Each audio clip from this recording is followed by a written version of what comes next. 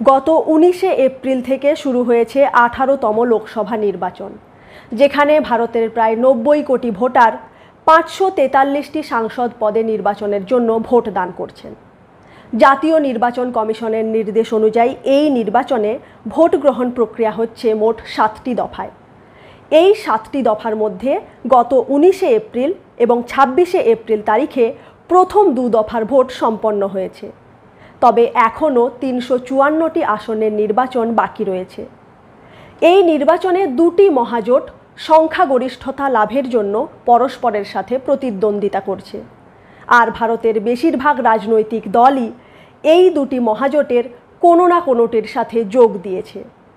এই 2টি মহাজোটের একটি হল বিজেপি নেতৃত্বাধীন ন্যাশনাল ডেমোক্রেটিক অ্যালায়েন্স এনডিএ, যার মধ্যে রয়েছে 39টি রাজনৈতিক দল।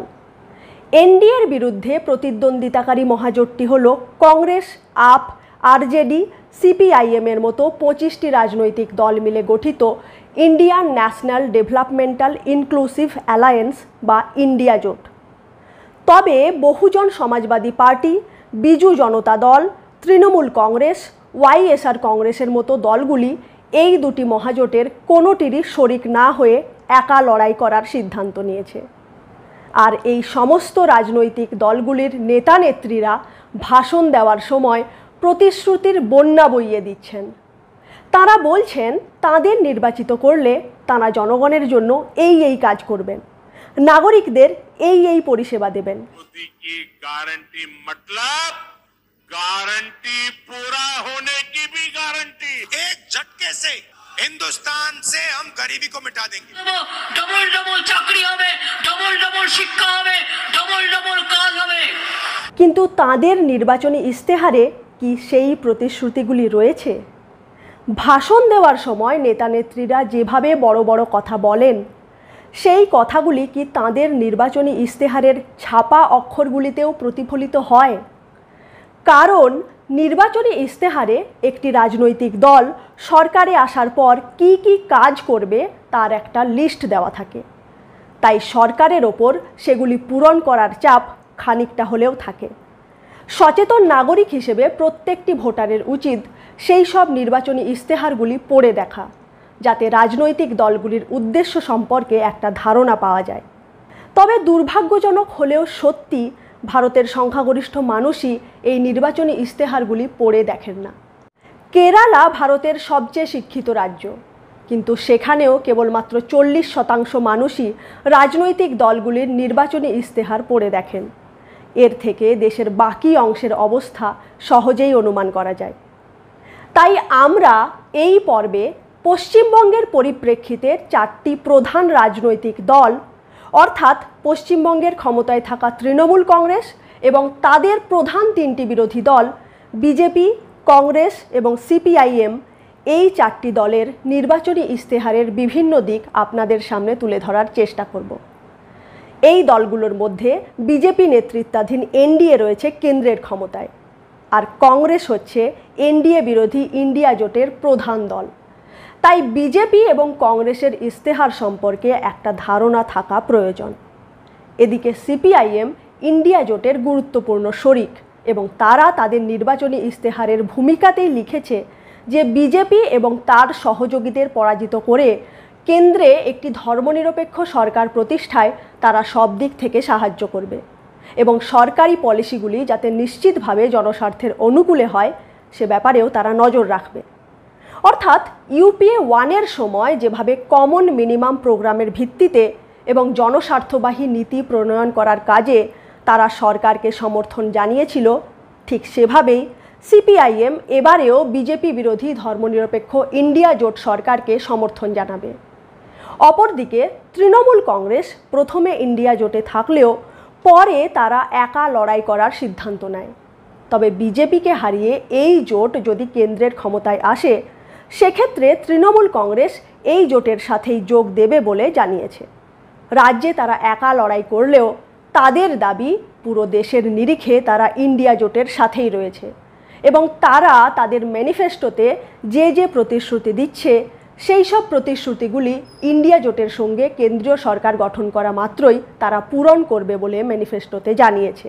তাই বিজেপি ও কংগ্রেসের পাশাপাশি সিপিআইএম এবং টিএমসি এই দুটো দলেরও নির্বাচনী ইস্তেহার সম্পর্কে ধারণা থাকাটা দরকার। তার জন্য এই পর্বে আমরা এই চারটি রাজনৈতিক দল তাদের নির্বাচনী ইস্তেহারে কোন কোন বিষয়কে প্রাধান্য দিয়েছে এবং আগামী দিনে তারা কি কি করতে চায় সে সমস্ত কিছু নিয়ে আলোচনা করব। একজন সচেতন নাগরিক এবং সচেতন ভোটার হিসেবে সম্পূর্ণ পর্বটি অবশ্যই দেখুন। নমস্কার, আমি অন্তরা আর আপনারা দেখছেন ইনসাইট।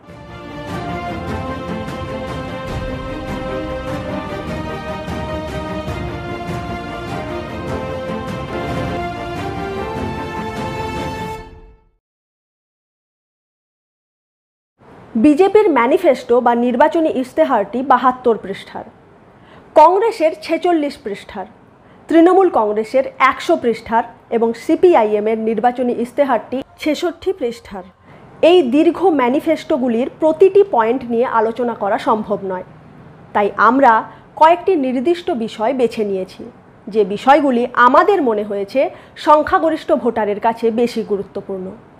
সেই বিষয়গুলি নিয়ে এই চারটি রাজনৈতিক দল তাদের ম্যানিফেস্টোতে কি লিখেছে তা আপনাদের সামনে আমরা তুলে ধরব, যাতে এই রাজনৈতিক দলগুলির একটা তুলনামূলক বিচার আপনারা করতে পারেন।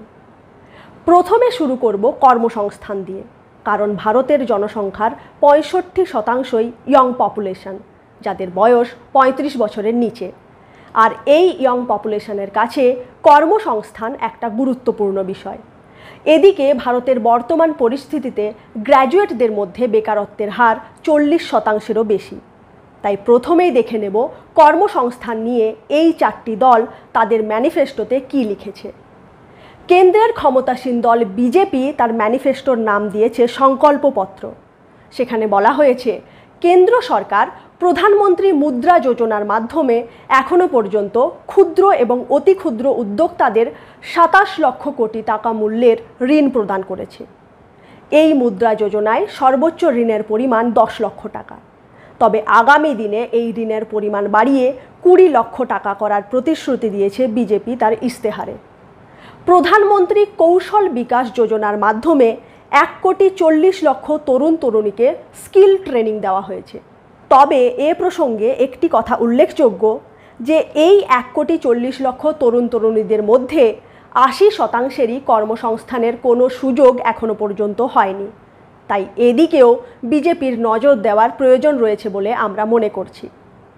বর্তমানে চাকরির পরীক্ষায় প্রশ্নপত্র ফাঁস হয়ে যাওয়াটা নিত্যনৈমিত্তিক ব্যাপার হয়ে দাঁড়িয়েছে। তাই প্রশ্নপত্র ফাঁস রোধ করার জন্য বিজেপি নেতৃত্বাধীন কেন্দ্রীয় সরকারের উদ্যোগে ইতিমধ্যেই একটি কঠোর আইন লোকসভায় পাশ করা হয়েছে। যদি কোনো সরকারি কর্তা ব্যক্তি প্রশ্নপত্র ফাঁসে দোষী সাব্যস্ত হন, তবে শাস্তিস্বরূপ ১০ বছরের কারাবাস এবং ১ কোটি টাকা জরিমানার বিধান রয়েছে এই আইনে। আশা করা যায় এই আইনের যথাযথ প্রয়োগে চাকরির পরীক্ষাগুলি সুষ্ঠুভাবে সম্পন্ন হবে এবং উপযুক্ত প্রার্থীদের চাকরিতে নিযুক্তি দ্রুততর হবে। বিজেপির ম্যানিফেস্টোতে স্টার্টআপের ওপর বেশি গুরুত্ব দেওয়া হয়েছে। সম্প্রতি কেন্দ্রীয় বাণিজ্য ও শিল্পমন্ত্রী পীযূষ গোয়েল একটি নতুন স্টার্টআপ ইকোসিস্টেম ডেটাবেস ইন্ট্রোডিউস করেন, যার মাধ্যমে দেশের সমস্ত ক্ষুদ্র বাণিজ্যিক উদ্যোগকে এক ছাতার তলায় নিয়ে আসার ব্যবস্থা করা হয়েছে। এবং বিজেপি জানাচ্ছে, আগামী দিনে প্রাইভেট সেক্টর কোম্পানিগুলির সাথে মিলে উচ্চশিক্ষা প্রতিষ্ঠানগুলিতে পাঠরত ছাত্রছাত্রীদের মধ্যে স্টার্টআপ অন্ত্রপ্রেনারশিপের আইডিয়া প্রমোট করবে, যার ফলে নতুন নতুন কর্মসংস্থানের সৃষ্টি হবে। বিজেপি তার ইস্তেহারে দাবি করছে, মেক ইন ইন্ডিয়া প্রোগ্রামের মাধ্যমে ভারতের ম্যানুফ্যাকচারিং সেক্টর বিস্তৃতি লাভ করেছে এবং আগামী দিনে তারা ভারতকে একটি গ্লোবাল ম্যানুফ্যাকচারিং হাবে পরিণত করার চেষ্টা করবে। পাশাপাশি এই ক্ষেত্রে কর্মসংস্থান বৃদ্ধিতেও জোর দেবে। অর্থাৎ সব মিলিয়ে বিজেপির ম্যানিফেস্টোতে সরকারি চাকরি দেওয়ার পরিবর্তে ব্যক্তিগত বাণিজ্যিক উদ্যোগ এবং স্টার্টআপের দিকে বেশি নজর দেওয়া হয়েছে, যাতে মানুষ নিজেরাই স্বনিযুক্ত হতে পারেন এবং পাশাপাশি কর্মসংস্থানেরও নতুন সুযোগ তৈরি হয়। এবার আসি কর্মসংস্থান প্রসঙ্গে। কংগ্রেস তার ম্যানিফেস্টো, যার নাম তারা দিয়েছে ন্যায়পত্র, তাতে কি লিখেছে সে প্রসঙ্গে। কংগ্রেস গ্যারান্টি দিচ্ছে যে সরকার গঠন করলেই তারা একটি নতুন ব্যবস্থা চালু করবে, যার নাম রাইট টু অ্যাপ্রেন্টিসশিপ অ্যাক্ট। এর মাধ্যমে দেশের প্রতিটি ডিপ্লোমা অথবা গ্র্যাজুয়েট ডিগ্রিধারী যুবক যুবতীদের, যাদের বয়স 25 বছরের নিচে থাকবে, তাদেরকে কাজে অভিজ্ঞতা অর্জনের জন্য প্রাইভেট বা পাবলিক সেক্টর কোম্পানিতে 1 বছরের জন্য অ্যাপ্রেন্টিস হিসেবে নিযুক্ত করার ব্যবস্থা করা হবে এবং এই অ্যাপ্রেন্টিসরা প্রত্যেকে অ্যাপ্রেন্টিসশিপের ওই 1 বছরে 1 লক্ষ টাকা করে পাবে। কংগ্রেস আরও জানাচ্ছে, বর্তমানে যে 30 লক্ষ কেন্দ্রীয় সরকারি শূন্যপদ রয়েছে তা তারা পূরণ করবে এবং এসসি, এসটি ও ওবিসিদের জন্য নির্ধারিত শূন্যপদে আগামী 1 বছরের মধ্যেই নিয়োগ প্রক্রিয়া সম্পন্ন করা হবে।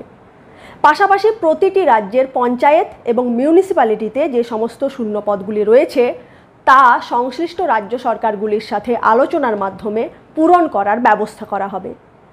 কংগ্রেস জানাচ্ছে, তারা স্টার্ট আপ ফান্ড স্কিম নতুনভাবে রিস্ট্রাকচার করবে এবং মোট ফান্ডের 50% পরিমাণ অর্থ স্টার্ট আপ বিজনেসের জন্য বরাদ্দ করবে, যার ফলে 40 বছরের কম বয়সীরা তাদের নিজস্ব ব্যবসা শুরু করার জন্য প্রয়োজনীয় অনুদান পেতে পারবে।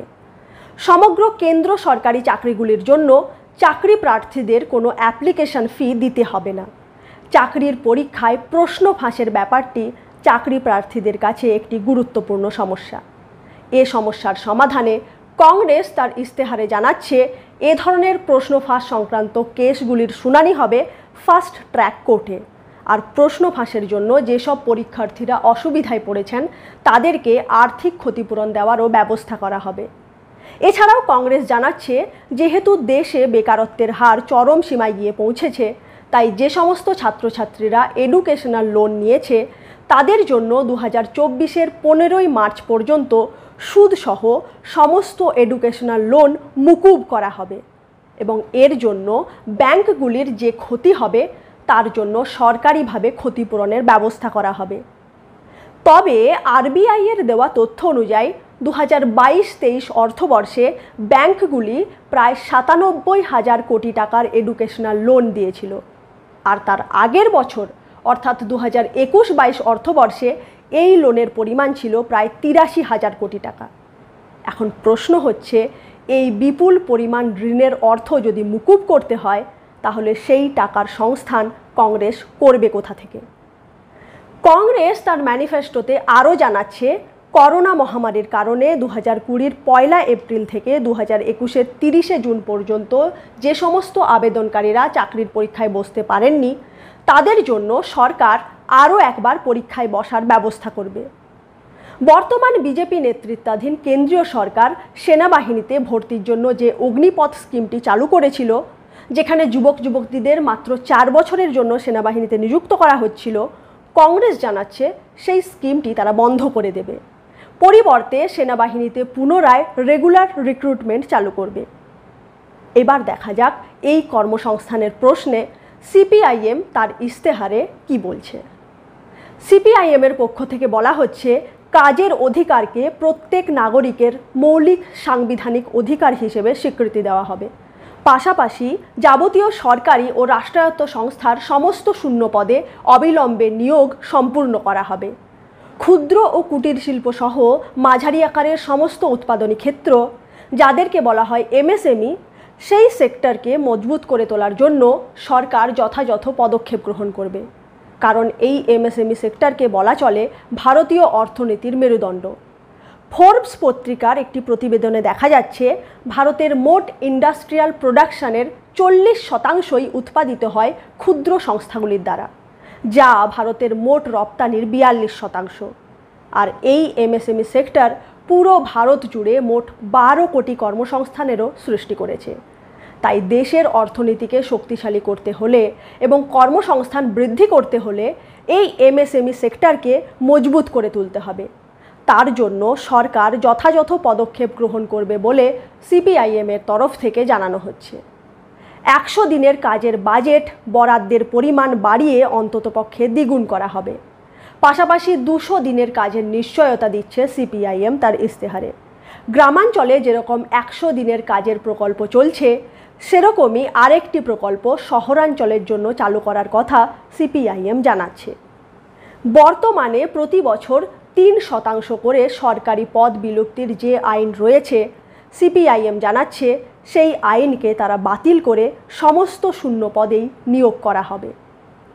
এই কর্মসংস্থান বিষয়ে তৃণমূল কংগ্রেস বলছে, সমস্ত জব কার্ড হোল্ডারদের নিশ্চিতভাবে 100 দিনের কাজ প্রদান করা হবে। কর্পোরেট সেক্টরে যাতে কর্মসংস্থান বাড়ানো যায় তার জন্য কর্পোরেটদের সরকারিভাবে আর্থিক ইনসেন্টিভ প্রদান করা হবে। আর পশ্চিমবঙ্গে কর্মসংস্থান বৃদ্ধির জন্য তারা Bengal Silicon Valley tech hub চালু করেছে।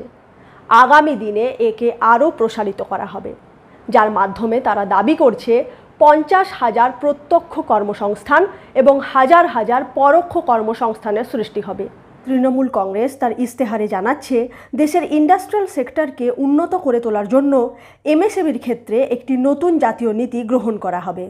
পাশাপাশি কংগ্রেস যেভাবে 25 বছর বয়সী সমস্ত ডিপ্লোমা বা গ্র্যাজুয়েট ডিগ্রিধারী যুবক যুবতীদের 1 বছরের অ্যাপ্রেন্টিসশিপের গ্যারান্টি দিচ্ছে, সেভাবে টিএমসিও তাদের ইস্তেহারে সেই একই গ্যারান্টি দিচ্ছে। কেন্দ্রীয় বিশ্ববিদ্যালয়গুলিতে শিক্ষকের ঘাটতি কমাতে সমস্ত শূন্যপদ পূরণ করার বিষয়টিকে অগ্রাধিকার দেবে তৃণমূল কংগ্রেস। পাশাপাশি সারা দেশের সরকারি শূন্যপদগুলিতে নিয়োগ পদ্ধতি উন্নত করার ব্যবস্থা করবে তারা। চাকরির পরীক্ষা পরিচালনার বিষয়টি সম্পূর্ণভাবে তদারকি করার জন্য একটি স্বাধীন বিচার বিভাগীয় কমিশন কেন্দ্র ও রাজ্য স্তরে গঠন করা হবে। পাশাপাশি চাকরির পরীক্ষাতে দুর্নীতি রোধ করার জন্য তথ্য প্রযুক্তি নির্ভর নিরাপত্তা ব্যবস্থাও কার্যকর করা হবে বলে টিএমসি তার ইস্তেহারে জানাচ্ছে। তবে পশ্চিমবঙ্গে যেভাবে একের পর এক নিয়োগ দুর্নীতি সামনে আসছে, তারপর তাদের এই প্রতিশ্রুতি কতটা মানুষের কাছে বিশ্বাসযোগ্যতা লাভ করবে তা নিয়ে প্রশ্ন থেকেই যায়। এবার আসি সামাজিক সুরক্ষা এবং স্বাস্থ্য ক্ষেত্রে কোন দল কি বলছে সে প্রসঙ্গে। বিজেপি তার ইস্তেহারে জানাচ্ছে, 2020 সাল থেকে প্রধানমন্ত্রী গরিব কল্যাণ অন্ন যোজনার মাধ্যমে প্রায় 80 কোটি মানুষকে ফ্রি রেশন দিয়ে আসছে সরকার। পরবর্তী 5 বছরেও এই স্কিম কন্টিনিউ থাকবে।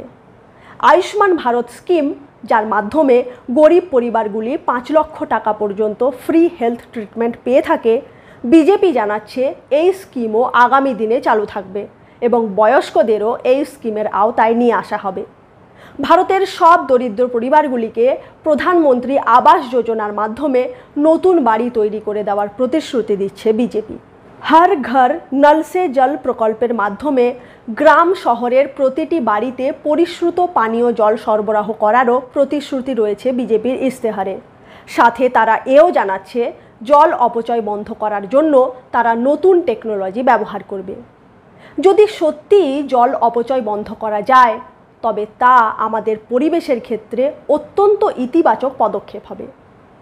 বিজেপি জানাচ্ছে, প্রধানমন্ত্রী উজ্জ্বলা যোজনার মাধ্যমে তারা ইতিমধ্যেই 10 কোটি পরিবারের হাতে এলপিজি গ্যাস কানেকশন তুলে দিয়েছে এবং আগামী দিনেও তারা এই পরিষেবা চালু রাখবে। তবে এখানে একটি কথা উল্লেখযোগ্য যে, যেভাবে গ্যাসের দাম বেড়েছে তাতে দেখা যাচ্ছে বহু সংখ্যক মানুষ উজ্জ্বলা যোজনার মাধ্যমে ফ্রি গ্যাস কানেকশন পেয়েও সিলিন্ডার রিফিল করাতে পারেননি। 2022 সালে প্রকাশিত একটি মিডিয়া রিপোর্টে উল্লেখ করা হয়েছে, উজ্জ্বলা যোজনার অন্তর্ভুক্ত 90 লক্ষেরও বেশি পরিবার 1 বছরে একবারও গ্যাস সিলিন্ডার রিফিল করায়নি। আর প্রায় 1 কোটি 8 লক্ষ পরিবার 1 বছরে কেবলমাত্র একবারই রিফিল করাতে পেরেছে।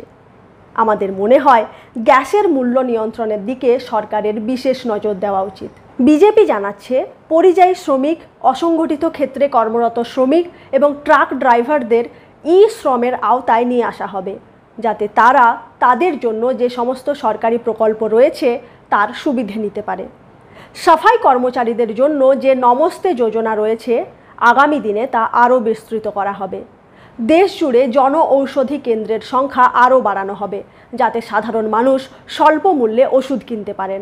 টিবি, লেপ্রোসি, মিজলস, রুবেলা এবং কালাজ্বরের মতো রোগগুলি যাতে সমূলে নির্মূল করা যায়, তার জন্য বিশেষভাবে পদক্ষেপ গ্রহণ করবে সরকার। এছাড়াও ভারতীয় ভ্যাকসিন নির্মাতা কোম্পানিগুলি এবং বায়োফার্মা কোম্পানিগুলিকে সরকার উৎসাহ এবং সাহায্য প্রদান করবে, যাতে কম সময়ের মধ্যে অধিক মাত্রায় ভ্যাকসিন উৎপাদন সম্ভব হয়। সেই সাথে বস্তিবাসীদের বাসস্থানের মান উন্নয়নের জন্য সরকার আগামী দিনে বিশেষ ব্যবস্থা গ্রহণ করতে চলেছে বলে বিজেপি তার ম্যানিফেস্টোতে জানিয়েছে।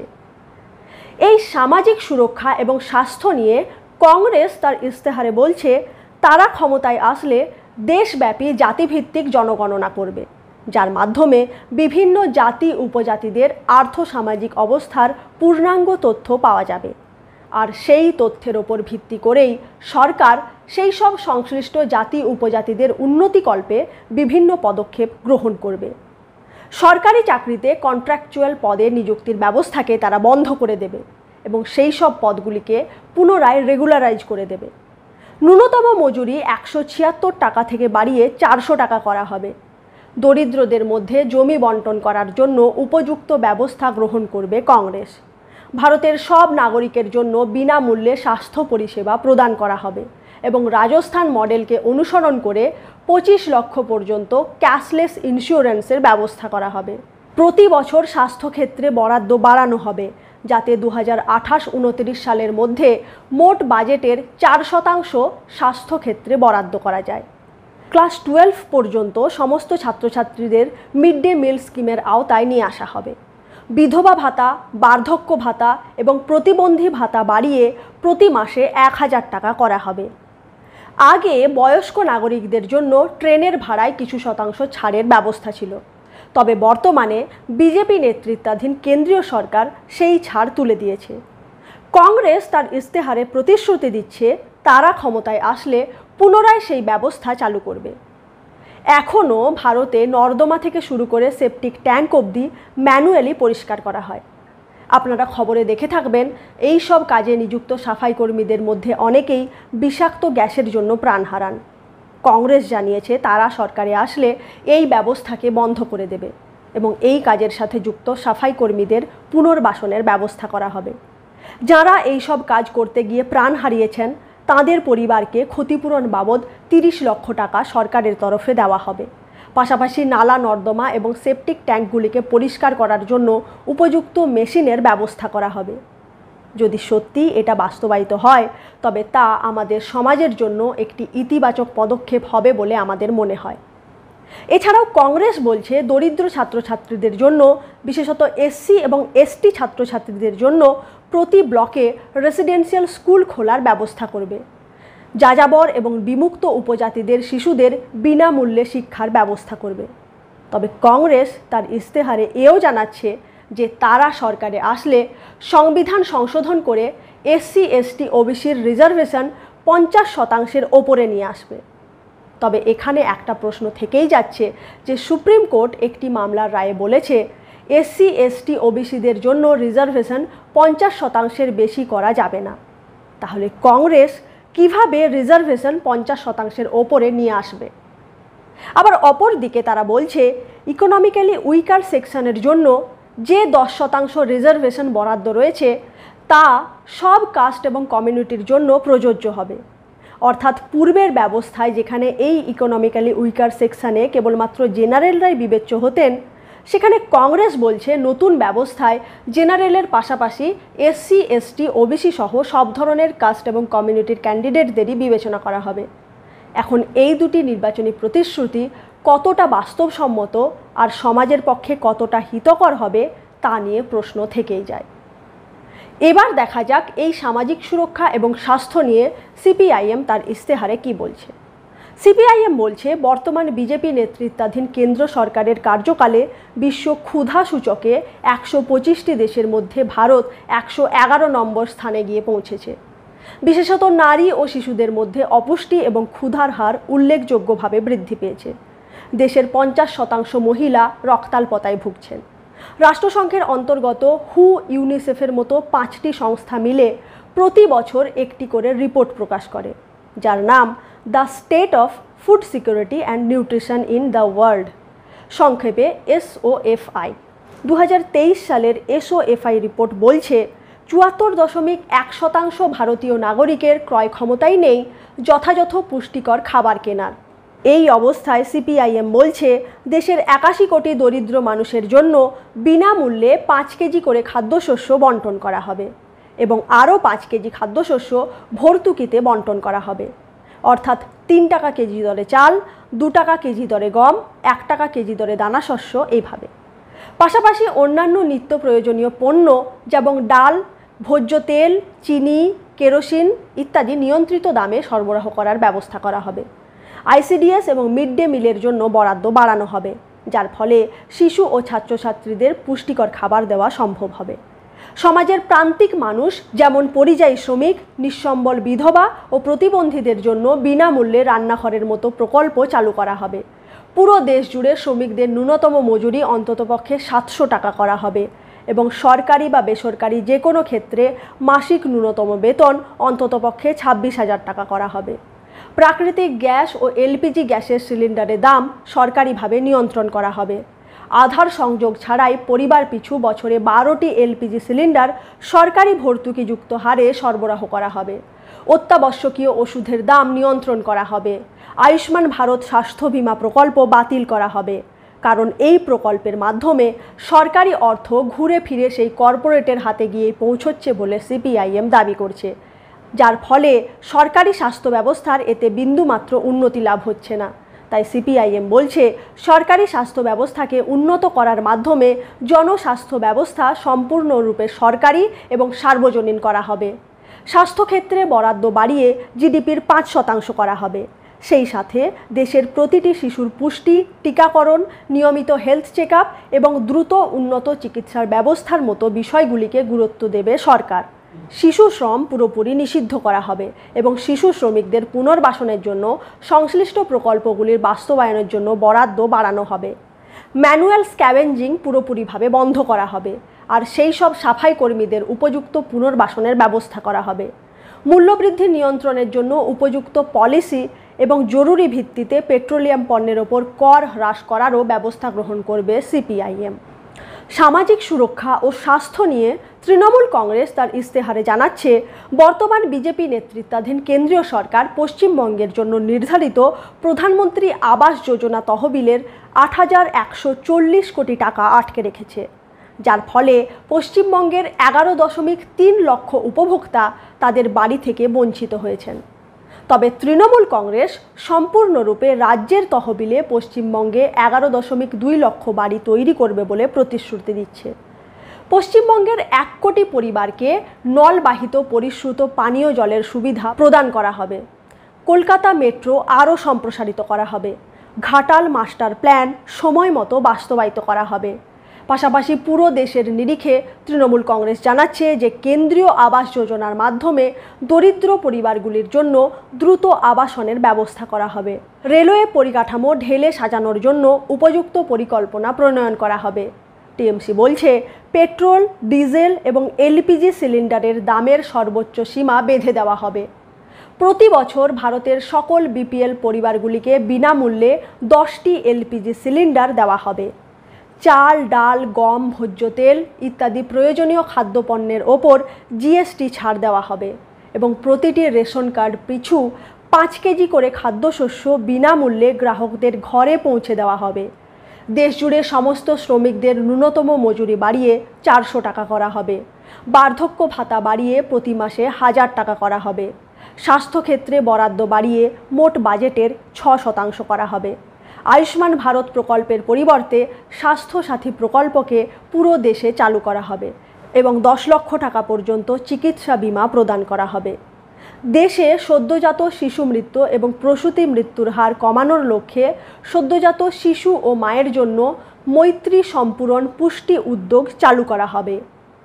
এবার আসি এই 4টি রাজনৈতিক দলের শিক্ষানীতি প্রসঙ্গে, অর্থাৎ শিক্ষাক্ষেত্রে তারা কি কি পদক্ষেপ গ্রহণ করবে বলে তাদের ইস্তেহারে জানিয়েছে। প্রথমে দেখা যাক বিজেপি এ প্রসঙ্গে কি কি প্রতিশ্রুতি দিচ্ছে। বিজেপি তার ইস্তেহারে জানাচ্ছে, কেন্দ্র সরকার গত 10 বছরে 7টি নতুন আইআইটি, 7টি আইআইএম, 16টি আইআইআইটি, 15টি এইমস, 315টি মেডিকেল কলেজ এবং 390টি ইউনিভার্সিটি তৈরি করেছে। আগামী দিনে এই ধরনের শিক্ষা প্রতিষ্ঠানগুলির সংখ্যা আরও বাড়ানো হবে। ছাত্রছাত্রীদের কোয়ালিটি এডুকেশন দেওয়ার জন্য উন্নত টেকনোলজি ব্যবহার করা হবে। অর্থনৈতিকভাবে পিছিয়ে থাকা ছাত্রছাত্রীদের সুবিধের জন্য ডিজিটাল ইউনিভার্সিটি তৈরির দিকেও পদক্ষেপ গ্রহণ করবে সরকার। পাশাপাশি বিজেপি তার ইস্তেহারে জানাচ্ছে তারা one nation one student ID চালু করবে, যার মাধ্যমে প্রতিটি ছাত্রছাত্রীর বিভিন্ন পরীক্ষায় প্রাপ্ত নাম্বার সহ যাবতীয় একাডেমিক কোয়ালিফিকেশান একটি নির্দিষ্ট রেজিস্টারে ইলেকট্রনিক্যালি স্টোর করা হবে। অর্থাৎ এর ফলে ছাত্রছাত্রীদের আর মার্কশিট বা স্কুল কলেজের সার্টিফিকেট বয়ে নিয়ে বেড়াতে হবে না, যা একটি যথেষ্ট ভালো উদ্যোগ বলে আমাদের মনে হয়। এবার দেখা যাক শিক্ষানীতি নিয়ে কংগ্রেস তার ইস্তেহারে কী জানাচ্ছে। কংগ্রেস বলছে 2009 সালে যখন কেন্দ্রে কংগ্রেস নেতৃত্বাধীন ইউপিএ সরকার ছিল তখন রাইট টু এডুকেশন অ্যাক্ট লাগু করা হয়েছিল, যার মাধ্যমে 6 থেকে 14 বছর বয়সী শিশুদের অবৈতনিক এবং বাধ্যতামূলক শিক্ষার ব্যবস্থা ছিল। অর্থাৎ ক্লাস 1 থেকে ক্লাস 8 পর্যন্ত স্কুল এডুকেশন ফ্রি ছিল। কংগ্রেস তার ইস্তেহারে প্রতিশ্রুতি দিচ্ছে এই right two education act amend করে তারা ক্লাস 1 থেকে ক্লাস 12 পর্যন্ত অবৈতনিক এবং বাধ্যতামূলক শিক্ষার ব্যবস্থা করবে। কংগ্রেস জানাচ্ছে যেহেতু বিজেপি সরকারের লাগু করা নিউ এডুকেশন পলিসি সম্পর্কে বেশ কয়েকজন শিক্ষাবিদ এবং কয়েকটি রাজ্য সরকার নিজেদের অসম্মতি জানিয়েছেন এবং দেশের শিক্ষানীতি কেন্দ্র ও রাজ্যের যৌথ সম্মতিতে ঠিক হওয়া উচিত, তাই কংগ্রেস ক্ষমতায় আসলে এই নিউ এডুকেশন পলিসির পুনর্মূল্যায়ন করে প্রয়োজন মতো তাতে পরিবর্তন করবে। বেসরকারি স্কুলগুলির ফি যাতে অভিভাবকদের সাধ্যের বাইরে না চলে যায় তার জন্য রাজ্য সরকারগুলিকে ফি রেগুলেশন কমিটি গঠন করার ক্ষেত্রে উৎসাহ দেবে কংগ্রেস সরকার। বর্তমানে বেসরকারি স্কুলগুলি যেভাবে লাগাম ছাড়া ফি চার্জ করছে তার দিকে অবশ্যই সব দলগুলিরই নজর দেওয়া উচিত এবং যে দলই ক্ষমতায় আসুক না কেন এ সংক্রান্ত প্রয়োজনীয় পদক্ষেপ অবশ্যই গ্রহণ করা উচিত বলে আমাদের মনে হয়।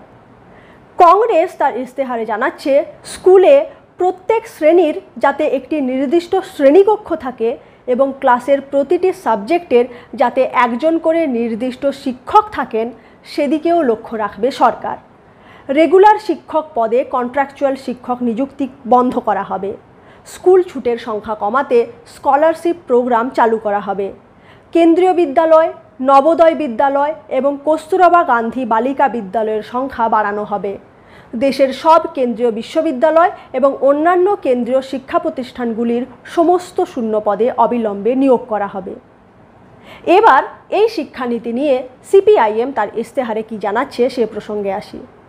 সিপিআইএম জানাচ্ছে 3 থেকে 18 বছর বয়সী সব শিশুর জন্য রাইট টু এডুকেশন অ্যাক্টের অধীনে অবৈতনিক ও বাধ্যতামূলক শিক্ষার ব্যবস্থা করা হবে। অবিলম্বে ন্যাশনাল এডুকেশন পলিসি বাতিল করা হবে। প্রতিবন্ধীদের জন্য বিশেষ শিক্ষার ব্যবস্থা করা হবে। সিপিএম জানাচ্ছে তারা জিডিপির অন্ততপক্ষে 6% শিক্ষা খাতে বরাদ্দ করবে, যেখানে বর্তমানে জিডিপির কেবলমাত্র 2.9%ই শিক্ষা খাতে বরাদ্দ করা হয়। যদি জিডিপির 6% শিক্ষাক্ষেত্রে বরাদ্দ করার প্রস্তাব সত্যিই বাস্তবায়িত হয় তবে তা নিঃসন্দেহে ভারতের শিক্ষা ব্যবস্থাকে অনেকাংশেই উন্নত করবে। সিপিআইএম আরও জানিয়েছে শিক্ষার বেসরকারীকরণ এবং সাম্প্রদায়িকীকরণ রোধে উপযুক্ত ব্যবস্থা গ্রহণ করা হবে। এবার দেখা যাক তৃণমূল তার ইস্তেহারে শিক্ষানীতি নিয়ে কী জানাচ্ছে। তৃণমূল জানাচ্ছে শিক্ষা খাতে জিডিপির 5% বরাদ্দ করা হবে। দ্বাদশ শ্রেণী পর্যন্ত সকল শিক্ষার্থীর জন্য স্কুলের পোশাক এবং মিড ডে মিলের ব্যবস্থা করা হবে। বিদ্যালয় পাঠ্যক্রম রাজনৈতিক প্রভাব মুক্ত করা হবে। এবার মহিলাদের জন্য এই 4টে দল তাদের ইস্তেহারে কি কি সুযোগ সুবিধা দেওয়ার প্রতিশ্রুতি দিচ্ছে সে প্রসঙ্গে আসা যাক। বিজেপি জানাচ্ছে মোদী সরকারের কার্যকালে গ্রামীণ এলাকাতে বসবাসকারী 1 কোটি মহিলা লাখপতি দিদি হতে পেরেছেন। এই লাখপতি দিদিরা মিনিস্ট্রি অফ রুরাল ডেভেলপমেন্টের অন্তর্গত সেলফ হেল্প গ্রুপের মেম্বার এবং স্কিল ডেভেলপমেন্টের মাধ্যমে তাদের আয় বৃদ্ধি নিশ্চিত করেছে সরকার। বিজেপি প্রতিশ্রুতি দিচ্ছে আগামী দিনে গ্রামীণ এলাকার 3 কোটি মহিলাকে তারা লাখপতি দিদি হতে সাহায্য করবে। বিজেপি তার ইস্তেহারে জানাচ্ছে আগামী দিনে সেলফ হেল্প গ্রুপের মহিলাদের প্রশিক্ষণ এবং প্রয়োজনীয় সামগ্রী প্রদানের মাধ্যমে আরও বেশি করে ক্ষমতায়ন করা হবে, যাতে তারা IT, health care, education, retail এবং ট্যুরিজম সেক্টরে কাজে নিযুক্ত হতে পারে এবং তাদের আয় বাড়াতে পারে।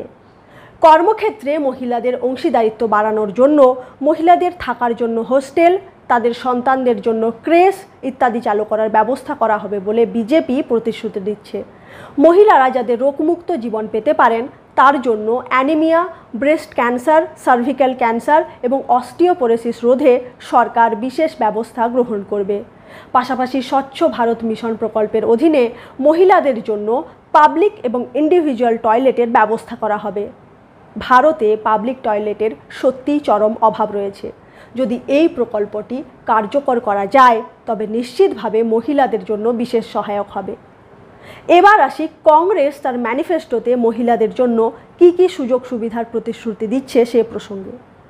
কংগ্রেস জানাচ্ছে তারা সরকারে এলে মহালক্ষ্মী স্কিম চালু করবে, যার মাধ্যমে প্রতিটি দরিদ্র পরিবারের সবথেকে বয়স্কা মহিলার ব্যাংক অ্যাকাউন্টে সরকারের তরফ থেকে বছরে 1 লক্ষ টাকা করে দেওয়া হবে। যদি সেই পরিবারে কোনো মহিলা না থাকেন তবে পরিবারের সবচেয়ে বয়স্ক ব্যক্তির অ্যাকাউন্টে সেই টাকা ট্রান্সফার করা হবে। তবে এর জন্য যে বিপুল পরিমাণ অর্থের প্রয়োজন পড়বে তার সংস্থান কোথা থেকে হবে সে ব্যাপারে কংগ্রেস কিছু বলেনি।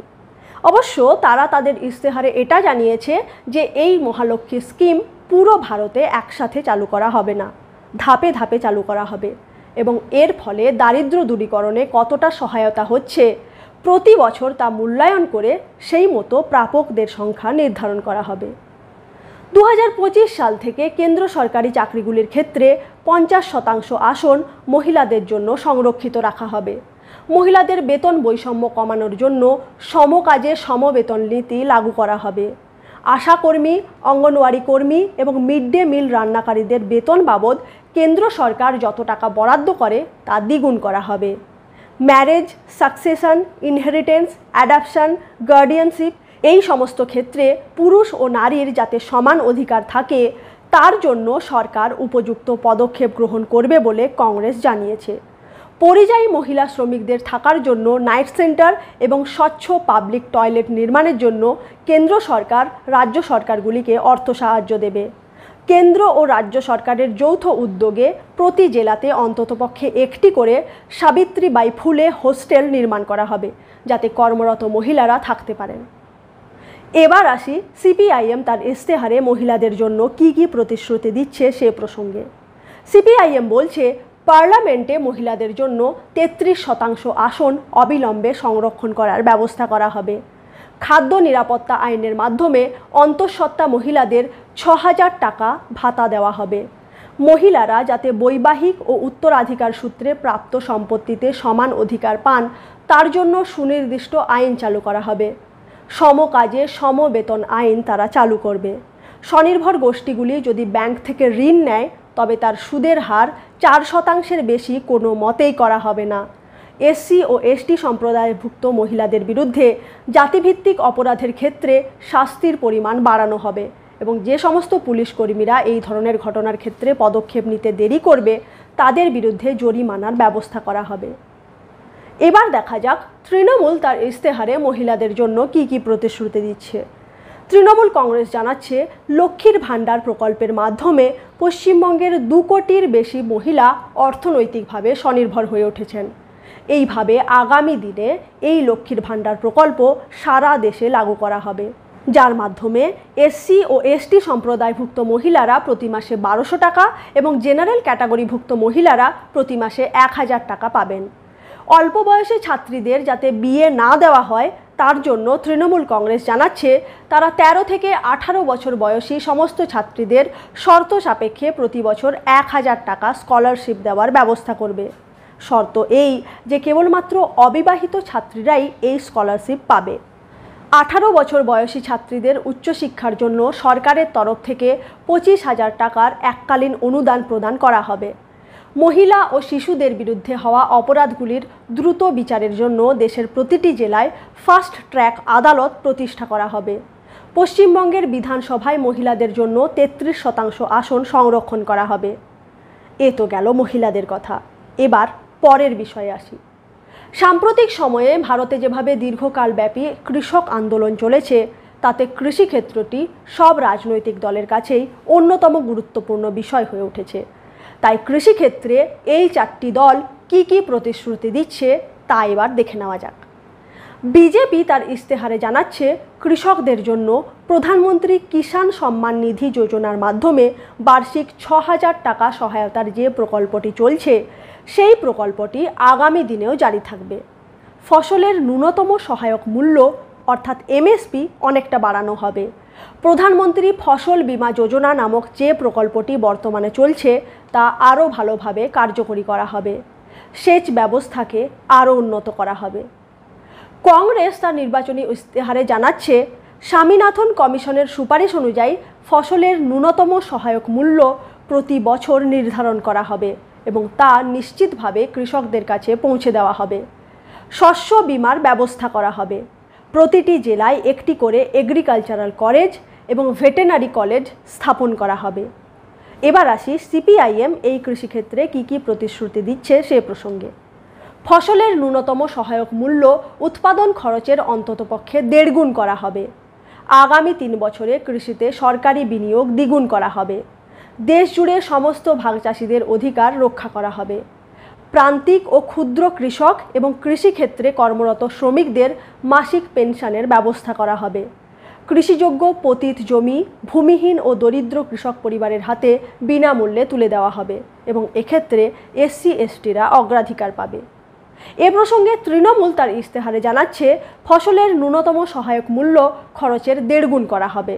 কৃষক আন্দোলন চলাকালীন প্রতিবাদী কৃষকদের বিরুদ্ধে যেসব মামলাগুলি দায়ের করা হয়েছে সেগুলি সব প্রত্যাহার করে নেওয়া হবে। কৃষি সংক্রান্ত গবেষণার বরাদ্দ বাড়িয়ে এগ্রিকালচারাল জিডিপির 1% করা হবে। এবার আসি আরেকটি গুরুত্বপূর্ণ বিষয় পরিবেশ নিয়ে, কারণ বেশিরভাগ মানুষই এই বিষয়টি নিয়ে অত্যন্ত চিন্তিত এবং পরিবেশ রক্ষার ব্যাপারে সরকার একটি গুরুত্বপূর্ণ ভূমিকা গ্রহণ করে। তাই পরিবেশ নিয়ে এই রাজনৈতিক দলগুলির বক্তব্য জানাটা অত্যন্ত জরুরি হয়ে পড়ে। প্রথমে দেখা যাক বিজেপি তাদের ইস্তেহারে এই বিষয়ে কি বলছে। বিজেপি জানাচ্ছে, তাদের সরকারের আমলে ইতিমধ্যেই ভারতের 44% বিদ্যুৎ উৎপাদন জীবাশ্ম জ্বালানির পরিবর্তে জলবিদ্যুৎ বা সোলার এনার্জির মতো বিকল্প উৎসের থেকে উৎপাদিত হচ্ছে। এভাবেই আগামী দিনেও বিকল্প শক্তির ব্যবহার বাড়ানো হবে। পরিবেশ দূষণ রোধে দেশ জুড়ে রিসাইকেলের ব্যবস্থা করা হবে। 2070 সালের মধ্যে কার্বন এমিশনের পরিমাণ 0 নামিয়ে আনা হবে। ইতিমধ্যেই দেশের 131টি শহরে বায়ু দূষণ রোধে বিশেষ ব্যবস্থা নেওয়া হয়েছে এবং 2029 সালের মধ্যে 60টি শহরকে বায়ু দূষণমুক্ত করা হবে। গঙ্গা নদীকে দূষণমুক্ত ও স্বচ্ছ করার জন্য বিজেপি সরকার যেভাবে নমামি গঙ্গের মতো প্রকল্প চালু করেছিল সেভাবেই বাকি নদীগুলির জন্য নতুন প্রকল্প চালু করা হবে।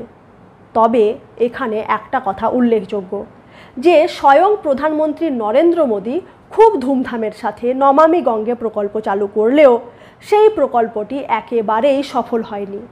তাই এ ব্যাপারে বিজেপির প্রতিশ্রুতি কতটা বিশ্বাসযোগ্য হবে তা নিয়ে প্রশ্ন থেকেই যায়। এদিকে লাদাখ এবং হিমালয়ের ইকোসিস্টেম বাঁচানোর জন্য লাদাখের মানুষরা দীর্ঘদিন সংগ্রাম চালিয়ে আসলেও, এমনকি সোনাম ওয়াংচুক দীর্ঘ 21 দিন অনশন করলেও বিজেপি শাসিত কেন্দ্র সরকার সেদিকে সামান্যতম নজর দেয়নি। অপরদিকে নির্বাচনী ইস্তেহারে তারা লিখেছে, হিমালয়ের ইকোলজি বাঁচানোর জন্য এবং সে অঞ্চলে যেভাবে ঘন ঘন প্রাকৃতিক বিপর্যয় দেখা যাচ্ছে তার জন্য সরকার সব রকম ব্যবস্থা গ্রহণ করবে। এটা কি এক প্রকারের দ্বিচারিতা নয়? আপনাদের কি মনে হয়? যাই হোক, এ ব্যাপারে কংগ্রেস তার ম্যানিফেস্টোতে কি বলছে তা এবার দেখে নেওয়া যাক। কংগ্রেস বলছে 2015 থেকে 2020 সালের মধ্যে ভারতের বনভূমি বিপুল পরিমাণে হ্রাস পেয়েছে। এক্ষেত্রে পুরো বিশ্বের নিরিখে ভারতের স্থান দ্বিতীয়, ব্রাজিলের পরে। কংগ্রেস ক্ষমতায় আসলে গাছ লাগিয়ে নতুন করে বনভূমি সৃজন করা হবে। তরল বর্জ্য যাতে নদী ও জলাশয়ে পড়ে তা দূষিত করতে না পারে তার জন্য রাজ্য সরকারগুলির সাথে মিলে এ ব্যাপারে উপযুক্ত পদক্ষেপ গ্রহণ করা হবে। পুনর্নবীকরণযোগ্য শক্তির প্রচলনের জন্য একটি green new deal investment programme চালু করা হবে। বিজেপির মতো কংগ্রেসও জানাচ্ছে 2070 সালের মধ্যে ভারতের কার্বন এমিশন 0 নামিয়ে আনবে এবং বায়ু দূষণ রোধে ন্যাশনাল ক্লিন এয়ার প্রোগ্রাম চালু করবে। এই পরিবেশ নিয়ে সিপিআইএম তার ইশতেহারে জানাচ্ছে, গ্রিনহাউস গ্যাস নির্গমন কমানোর জন্য জীবাশ্ম জ্বালানির পরিবর্তে সোলার এবং বায়ু শক্তির মতো পুনর্নবীকরণযোগ্য শক্তির ব্যবহারে উৎসাহ প্রদান করা হবে। হিমালয়, পশ্চিমঘাট পর্বতমালা এবং উত্তর পূর্ব ভারতের ইকো সেন্সিটিভ রিজিয়নগুলিতে এনভায়রনমেন্টাল এবং ক্লাইমেট ফ্রেন্ডলি ডেভেলপমেন্ট স্ট্র্যাটেজি গ্রহণ করা হবে। বিজেপি এবং কংগ্রেসের মতো সিপিআইএমও তার ইশতেহারে বায়ু দূষণ কমানোর জন্য কার্যকরী পদক্ষেপ গ্রহণ করার প্রতিশ্রুতি দিয়েছে। তারা জানিয়েছে, ন্যাশনাল ক্লিন এয়ার প্রোগ্রামটিকে রিভাইজ করা হবে যাতে শহরাঞ্চলে বায়ু দূষণের হার দ্রুত কমানো যায়। সম্প্রতি বিজেপি নেতৃত্বাধীন কেন্দ্র সরকার আন্দামান নিকোবর এবং লাক্ষাদ্বীপের পরিকাঠামো উন্নয়নের জন্য আইল্যান্ডস ডেভেলপমেন্ট প্ল্যান বাস্তবায়িত করার কথা জানিয়েছে। তবে এই ডেভেলপমেন্ট প্রজেক্টের জন্য সেখানকার ফ্লোরা, ফনা এবং প্রবাল দ্বীপগুলি নিশ্চিতভাবে বেশ খানিকটা ক্ষতিগ্রস্ত হবে। তাই সিপিআইএম জানিয়েছে, তারা সরকারে এলে এই আইল্যান্ডস ডেভেলপমেন্ট প্ল্যান বাতিল করা হবে। এ বিষয়ে তৃণমূল কংগ্রেস তার নির্বাচনী ইশতেহারে জানাচ্ছে, পশ্চিমবঙ্গের ক্ষয়িষ্ণু জলাভূমিগুলিকে ধীরে ধীরে পুনর্বাসিত করা হবে। তবে এই তৃণমূল কংগ্রেসের আমলেই অভিযোগ উঠেছে, পশ্চিমবঙ্গের এক বিরাট সংখ্যক জলাভূমি বেআইনিভাবে বুঝিয়ে ফেলা হয়েছে এবং সরকার এতে কোনো কার্যকরী পদক্ষেপ গ্রহণ করেনি। তৃণমূল কংগ্রেস তার ইশতেহারে জানাচ্ছে, সুন্দরবনের ইকোসিস্টেম পুনরুদ্ধার করার জন্য ম্যানগ্রোভ বনভূমির পরিধি বাড়ানো হবে। অপরদিকে এই তৃণমূল সরকারের আমলেই 752 হেক্টর ম্যানগ্রোভ বনভূমি ধ্বংস হয়ে গেছে বলে রিপোর্টে প্রকাশ। তৃণমূল কংগ্রেস তার ইশতেহারে বাকি 3টি রাজনৈতিক দলের মতোই বায়ু দূষণ রোধে গুরুত্বপূর্ণ পদক্ষেপ গ্রহণ করবে বলে জানাচ্ছে। তার জন্য ন্যাশনাল ক্লিন এয়ার প্রোগ্রামকে আরও শক্তিশালী করা হবে। পাশাপাশি পরিবেশ রক্ষার জন্য ভারতের বিভিন্ন খনি নিয়ন্ত্রণকারী আইনগুলি পুনর্বিবেচনা করা হবে। এই হলো কয়েকটি কমন বিষয়ের ওপর 4টি রাজনৈতিক দল তাদের নির্বাচনী ইশতেহারে কি প্রতিশ্রুতি দিচ্ছে তার মোটামুটি বিবরণ। তবে এর বাইরেও রাজনৈতিক দলগুলি আরও অনেকগুলি প্রতিশ্রুতি দিয়েছে। তাদের মধ্যে উল্লেখযোগ্য কয়েকটি আপনাদের সামনে তুলে ধরছি। যেমন বিজেপি প্রতিশ্রুতি দিয়েছে, ইউনিফর্ম সিভিল কোড এবং ওয়ান নেশন ওয়ান ইলেকশন লাগু করা হবে। আগামী দিনে চাঁদে মানুষ পাঠানোর জন্য গগনযান মিশন লঞ্চ করা হবে। উত্তর পূর্ব ভারতেও বুলেট ট্রেন চালু করা হবে।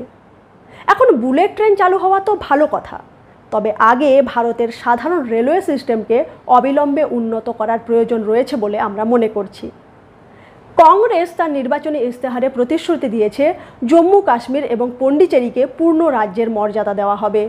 বিজেপি নেতৃত্বাধীন এনডিএ সরকারের লাগু করা জিএসটি আইনের পরিবর্তন করে নতুন জিএসটি আইন লাগু করা হবে।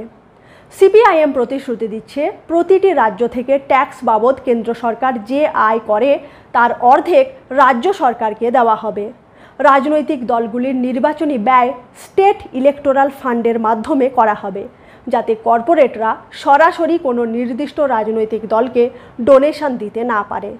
পাশাপাশি সিপিআইএম তার ইশতেহারে এও জানাচ্ছে যে তারা ক্ষমতায় আসলে ভারতের হাতে থাকা সমস্ত পারমাণবিক অস্ত্রগুলিকে ডিমিলিটারাইজ করা হবে, অর্থাৎ পারমাণবিক অস্ত্র নিরস্ত্রীকরণ করা হবে। তবে ভারতের যা নীতি তাতে ভারত কখনোই প্রথমে পারমাণবিক অস্ত্র ব্যবহার করবে না। অপরদিকে ভারতের 2টি প্রতিবেশী দেশ পাকিস্তান এবং চীন পরমাণু শক্তিধর রাষ্ট্র। এই অবস্থায় ভারতের হাতে থাকা পারমাণবিক অস্ত্রগুলিকে নিরস্ত্রীকরণ করলে তা ভারতের নিরাপত্তার ক্ষেত্রে যথেষ্ট ঝুঁকিপূর্ণ হবে। তৃণমূল কংগ্রেস তার নির্বাচনী ইশতেহারে প্রতিশ্রুতি দিচ্ছে, ভারতের উচ্চ শিক্ষা গ্রহণকারী শিক্ষার্থীদের স্টুডেন্ট ক্রেডিট কার্ডের মাধ্যমে 4% ভর্তুকিযুক্ত সুদের হারে 10 লক্ষ টাকা পর্যন্ত লোন দেওয়া হবে। সিএএ এবং এনআরসি বন্ধ করা হবে। তবে ইশতেহারগুলিতে আরও নানা বিষয়ের ওপর প্রতিশ্রুতির কথা লেখা রয়েছে। সেই সমস্ত বিষয়গুলি নিয়ে আলোচনা করলে পর্বটি আরও অনেক দীর্ঘায়িত হবে। তাই এই প্রত্যেকটি ইশতেহারের লিঙ্ক ডেসক্রিপশন বক্সে দেওয়া রইল। আপনারা সেগুলি পড়ুন এবং কোন রাজনৈতিক দল কি বলছে বা আপনার পছন্দের দল কি প্রতিশ্রুতি দিচ্ছে সে সমস্ত কিছু জেনে তারপর ভোট দিন। তবে ভোট অবশ্যই দিন, কারণ গণতন্ত্রে ভোট দেওয়াটা প্রত্যেক নাগরিকের অধিকারও বটে, আবার দায়িত্বও বটে। তবে নাগরিকের দায়িত্ব শুধুমাত্র ভোট দেওয়াতেই শেষ হয়ে যায় না। সরকার তার দায়িত্ব যথাযথভাবে পালন করছে কিনা, যে প্রতিশ্রুতিগুলি নির্বাচনের সময় দিয়েছিল সেগুলি পূরণ করছে কিনা তার দিকে সজাগ দৃষ্টি রাখাটাও নাগরিকের অবশ্য কর্তব্য। সরকারের দায়িত্ব দেশের প্রতিটি নাগরিকের প্রতি দায়বদ্ধ থাকা।